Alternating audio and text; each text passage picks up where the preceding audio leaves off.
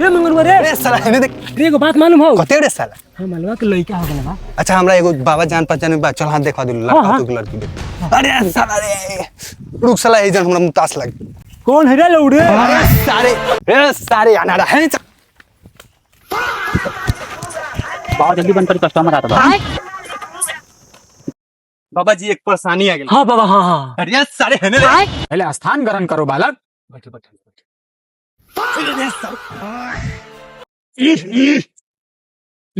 बाबा जहाँ जल वहाँ छिड़िए चालू कर दे। तू चुप बैठो ना। बोलो बालक क्या समस्या है? इस सारे बाबा के बताओ ना मलवा के बारे में बाबा ए सारे हेने बाबा हां मालवा के लइका हो गेल बा कितना साल हुआ शादी का बालक? बाबा अभी शादी नहीं के सारे हुआ अनाड़ा बाबा हेने रहते रे बाबा अभी शादी नहीं केवल बाबा तो घंघोर पाप है, जाओ उसके बाप से तुम क्षमा मांगो। उहे तो करे आल बानी है